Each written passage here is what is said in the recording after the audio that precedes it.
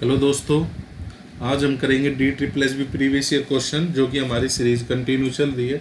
तो उसी में नेक्स्ट वीडियो है ये। ए और बी एक साथ कार्य को 24 घंटे में करते हैं।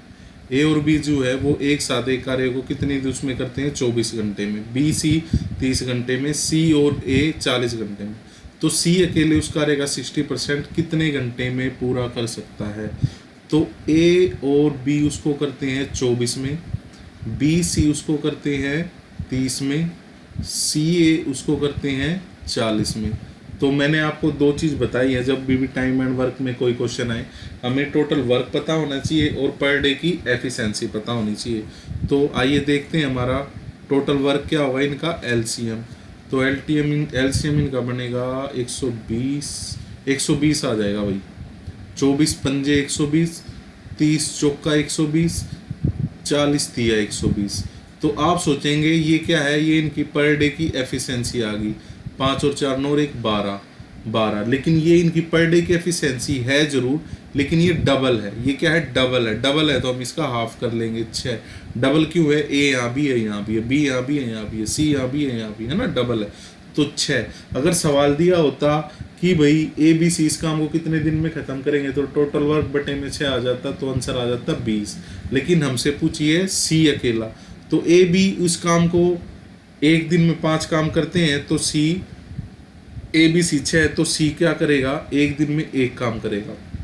अगर इसी तरह हमें बी का पता करना हो तो सी एक दिन में 3 काम करते हैं, टोटल 6 है, तो ये करेंगे 3। इसी तरह ए बचा कितना? 2, और आप काट के भी निकाल के भी देख सकते हो। बी सी उसको एक दिन में 4 काम करते हैं, टोटल 6 है, तो 2 आ गए। इनका आंसर 6। हमें सी का निकालना है, तो 120 का 60% बटे में ए गुना में 100, क्योंकि 60% के नाम का 100। 2 0 100 2 0 और 12 6 72 दिन उसको, या 72 घंटे उसको लगेंगे। नेक्स्ट क्वेश्चन देखते हैं। एक वस्तु को 400 रुपये में खरीदता है और उसकी मरम्मत पर 110 रुपये खर्च करता है। वह मूल्य को इस प्रकार अंकित करता है कि 15% की छूट और ये 25% लाभ प्राप्त हो। तो वो सबसे पहले हम वस्तु देखते हैं। वस्तु को 400 रुपये में खरीदता है, 110 रुपये उस पर लगा देता है, यानी कि 510 रुपये की वो चीज़ उसको पड़ती है। अब अंकित मूल्य, छूट छाट हम बाद में देंगे, पहले ये देखो आपको अपना प्रॉफिट कितना चाहिए। हमें अपना प्रॉफिट चाहिए 25%। क्या चाहिए?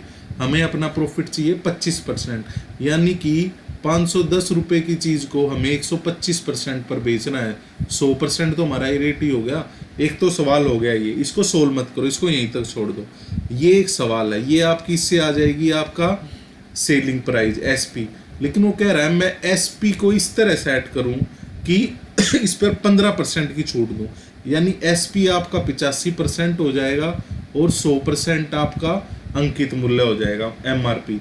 तो 100/85 है ना, ये 85 के केवल सारा। और ये अब इसको काट दो, ये हो गया, ये 5 से गया 25 और ये 17 और 17 तिया 51, 25 तिया 75, यानी कि 750 रुपये इसका प्राइस है ऑप्शन में, ये रहा। तो ये हमारा आंसर है। नेक्स्ट क्वेश्चन देखते हैं। एक मशीन का मूल्य उस वर्ष की शुरुआत के, अच्छा मैं आपको एक बात बता दूं, जो पीछे 2 क्वेश्चन गए ना, अगर आपने मैथ की मेरी पिछली वीडियोस देखी हैं तो उनमें आप देखना प्रीवियस ईयर क्वेश्चनों में ये 2 क्वेश्चन डिक्टो आए हुए हैं, मतलब इनकी संख्या बदली हुई है, स्टेटमेंट में ए या बै की भी फर्क नहीं है। तो इसीलिए मैं कह रहा हूँ प्रीवियस ईयर क्वेश्चनों पर ध्यान दो। आप मेरी तरह 70+ नंबर पहले पार्ट में ले सकते हो कम से कम, ठीक है। और नॉर्मलाइजेशन रह गया, उसका बेनिफिट मिलेगा आपको अलग से।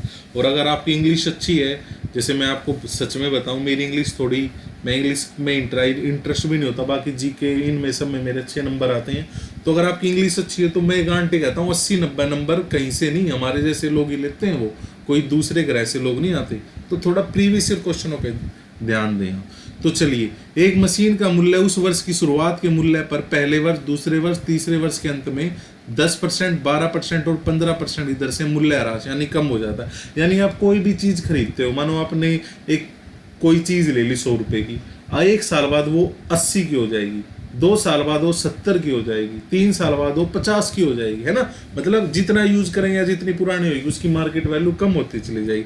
तो इसी तरह कोई मशीन है जिसका MRP है 5800 रुपये और 3 साल में उसका डिक्रीजिंग प्राइस दिया हुआ है। पहले साल क्या होता है 10%, यानी कि 90% रह जाता। अब आप देखना, अब आप क्या करोगे, इसको सोल्व करोगे, फिर उसका 12% निकालोगे, फिर माइनस करोगे। जी नहीं, आप मेरे सवाल को समझने का तरीका देखना। 5800 90%, ये एक सवाल हो गया। दूसरा सवाल इसी के साथ कनेक्ट करें। 12% मूल्य डाउन हो रहा है, तो यानी कि 88% उसकी वैल्यू रह गई, तो बटे 100। उसके बाद 15% डाउन हो रहा है, तो 85 बटे 100। अच्छा, कई बार इसमें और तरह से भी आएगा, 1 साल घटेगा 1 साल बढ़ेगा, 1 साल घटेगा 1 साल बढ़ेगा, तो वो भी हम देखेंगे आगे। तो ये हमारा पूरा सवाल। तो देखो, अब 0 से 0 कट गई, 1 0 से 1 0 कट गई, ये 5, ये गया 4, मतलब 5 और 2 से काट लिया मैंने, और ये 17 निम्मा। अब 2 0, अब इन्होंने कहा पूरे रुपए के सबसे करीब, यानी पॉइंट में आंसर आएगा हमारा। तो 100 को हम अभी छेड़ते नहीं, क्योंकि कट नहीं रहा, 5 नहीं है ना ऊपर अब कोई, तो कट नहीं रहा, इसको छोड़ देते हैं। तो 17 निम्मा 153, 153 और 44 की गुना करेंगे हम, तो 4 तिये 12, 1 2 4 6, 612। तो ये भी आ जाएगा 6 1 2, तो ये आएगा 2 3 7 6, ये आ गया 6732, 6732। अब हम इसकी गुना करेंगे 58 से। किससे करेंगे, यहाँ पे कर देता हूँ, 6732 58।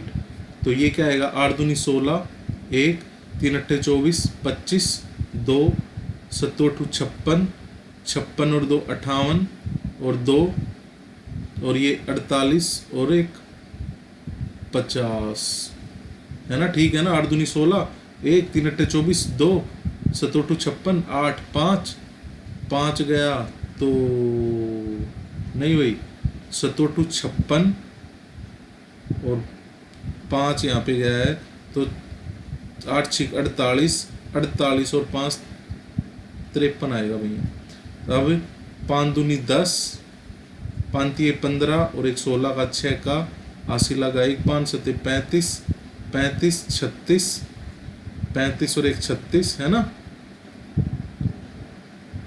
3 5 तिये 15, 5 तिये नहीं 5 30, 30 और 3 33।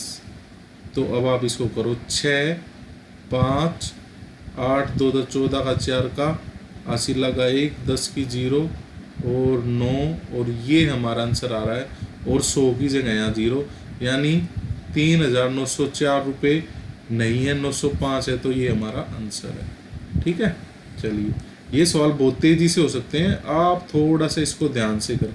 अब ये सवाल, अब देखो, इस तरह का सवाल भी पिछले जो प्रीवियस ईयर क्वेश्चन कर चुके हैं, इससे पिछली वीडियो शायद वो उसमें आया हुआ है। तो चलो, मैंने क्या कहा है, पहले ऊपर को सोल्व करते हैं आराम से, नीचे का बाद में देखेंगे। सबसे पहले ये वाली ब्रैकेट कर ले खत्म, इस वाली को। ये 5 है भाई, 5 तिये 15, 15 माइनस 4, 15 माइनस 4 माइनस का 11, और इसको कर लो भाई, क्या आएगा, ये आएगा 4 तिये 12, माइनस का 12, माइनस का 12 भाग, यानी कि 1/12, और ये 48, है ना। तो 12 चौक 48, और ये माइनस माइनस प्लस हो जाएंगे, तो 7। ये क्या आएगा, 7 7 7 49, 49 माइनस में 11 करेंगे तो 8 और 1 38, यानी ऊपर आ रहा है 38। हम एक चीज़ और देख सकते हैं, यहाँ 36 है, 23 है, 3 है, एक ही आंसर है 38 का, यही है। नीचे का सोल्व करने की जरूरत ही नहीं पड़ी हमें, सोल्व करोगे तो 25 आ जाएगा, आप करके देख लेना। चलिए नेक्स्ट क्वेश्चन देखते हैं। अच्छा, मैंने पिछली वीडियोस में क्वेश्चन पूछा था कि रोजाना मैथ के 20 सवाल की वीडियो बनाऊं या 10 सवाल की, तो आप मुझे ज़रूर बताना। फिलहाल मैं 9-10 की बना रहा हूं, क्योंकि 20 की थोड़ी लेंथ भी हो रही है। तो आप लोग अपनी सहूलियत के अकॉर्डिंग मुझे कमेंट बॉक्स में बता देना, मैं उस हिसाब से बनाऊंगा। क्योंकि मैं चाहता हूं कि रोजाना 10 टाइप सीख लेते हैं, बहुत है। इसी तरह आप रोजाना 10 टाइप सीखोगे, उनकी प्रैक्टिस होती रहेगी।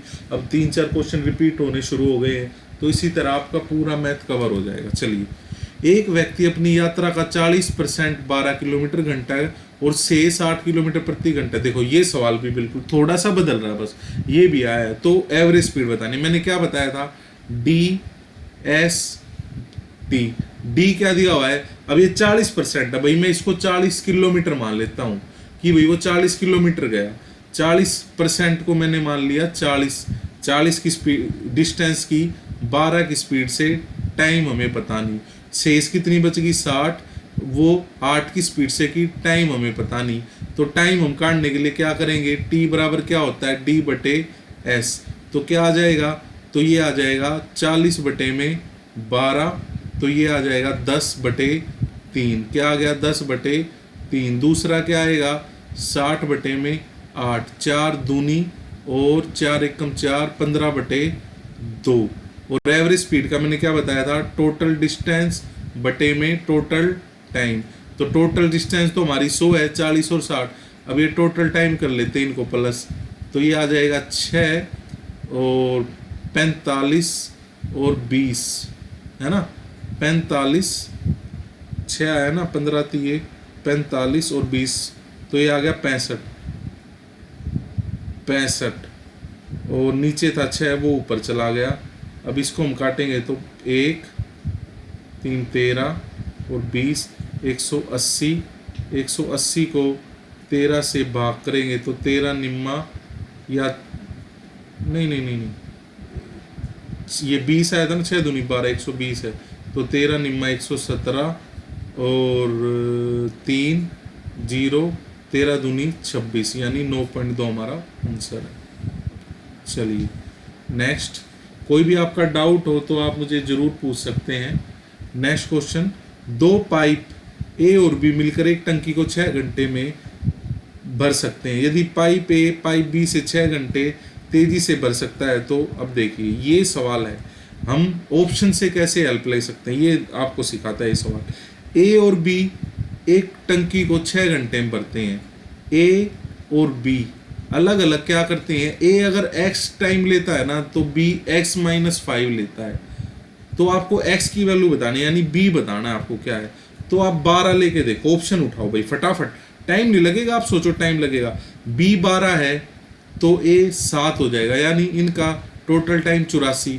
19 को मतलब a और b मिलके काम करेंगे, हमारा 6 आना चाहिए, यहाँ नहीं आ रहा। 10 पे लेंगे, 10 और 5 यानी 15, ये ले रहा है 3, ये ले रहा है 2, तो ये 5, ये ले रहा है 3, तो ये नहीं बात बन रही, ठीक है, ये बात नहीं बन रही। अब यहाँ से आप देखो 15 दूनी 30 होता तो बात बन जाती, यानी 10 के ही उसमें मिलेगा, तो ऑप्शन 15 दे रखा है। इससे पहले हम 18 को भी चेक कर लेते हैं, ये 18 होता, ये 13 होता, तो यहाँ भी नहीं बनता, क्योंकि 13 तो है ही नहीं हमारे उसमें, 6 से कट रहा है, ये कट ही नहीं रहा। तो 15 देखो, b अगर 15 होता, a अगर 10 होता, तो ये आता 30, ये लेता 3, ये लेता 2 और 5 6 30, हो गया सेटिस्फाई। तो 15 हमारा आंसर आ गया ना। 6 दिन ए बी मिलके 6 दिन लेते हो, यहाँ 6 दिन लिए ए बी ने, तो ये हमारा आंसर। तो ऑप्शन की भी हेल्प लेना सीखे हम। अब ये देखो, ये सेम सवाल पिछले उसमें रिपीट हो रहा है, बस वहां पे क्या था, सवाल पढ़ के सुनाता हूँ, मुझे याद हो पिछला, 2 संख्याओं का HCF ये है और उनका गुणनफल यहाँ पे योगफल दे दिया है, बस बदली हुई है ना थोड़ी, लेकिन सवाल डिक्टो चल रही है। तो चलिए अब यहाँ पे क्या है, ये मैंने आपको समझा चुका हूँ, अगर आपको डिटेल में देखना है तो पिछली वीडियो देखा, मैं यहाँ डायरेक्ट सवाल करवाऊंगा।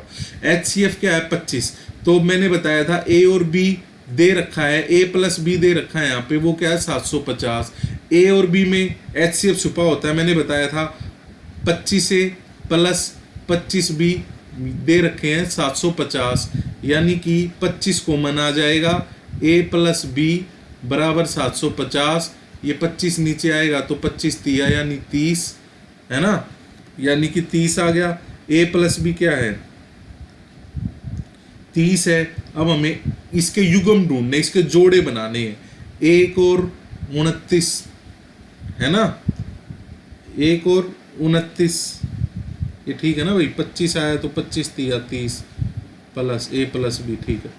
1 और 29 हो गया, 2 और 28 नहीं हो सकता क्योंकि एक पाड़े से कट रही है, 3 और 27 नहीं हो सकता, 4 और 26 नहीं हो सकता, 5 25 नहीं हो सकता, 6 24 नहीं हो सकता, 7 और 23 हो सकता है भाई, है ना। इस तरह आपको देखना पड़ेगा। 7 8 नहीं, 9 और 21 एक पाड़े में आते हैं, 9 10 11 और 19 हो सकता है, 13 और 17 हो सकता है, 17 18 ये हम देख ही चुके हैं, ये नहीं बनेंगे, तो 4 जोड़े संभव है। तो हमारा आंसर क्या आएगा, 4 जोड़े, ये रहे 4 जोड़े। ठीक है, चलिए नेक्स्ट देखते हैं। ये सवाल भी बड़ा महत्वपूर्ण है और इसी टाइप का हम पिछली बार कर चुके हैं।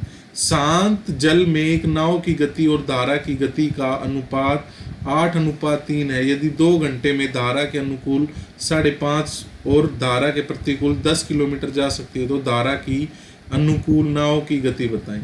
इन्होंने वही दे रखा है इसमें, धारा की और नाव की गति। ये भी सवाल आप इसके लिए पिछली क्लास देखें, मैं इसमें अब बिल्कुल बेसिक से नहीं बताऊंगा। ठीक है, पिछली क्लासेस जरूर देखें, बड़ी हेल्पफुल है। ये सीरीज चली हुई है 1 जून से लेके अब तक जितनी वीडियोस डली हैं उनको जरूर देखते आए। ठीक है, बाकी मैं उनके थंबनेल में नंबरिंग दे दूंगा, मैंने नंबरिंग नहीं दी है अभी तक। तो 8x है, ये 3x है। तो पहले हम जाएंगे अपस्ट्रीम, अपस्ट्रीम जाएंगे तो 8 और 3 11, गया कितना हो 5.5, यानी कि 5.5 किलोमीटर गया है। तो अब अनुकूल गया है तो 11x गया है वो, तो ये 110 हो जाएगा, है ना। उसकी जीरो हटाएंगे तो ये 11 पंजे और 11 दूनी 1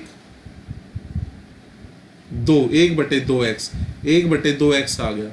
ठीक है, डाउन स्ट्रीम में कितना गया 10, यानी कि 5, 10/5x।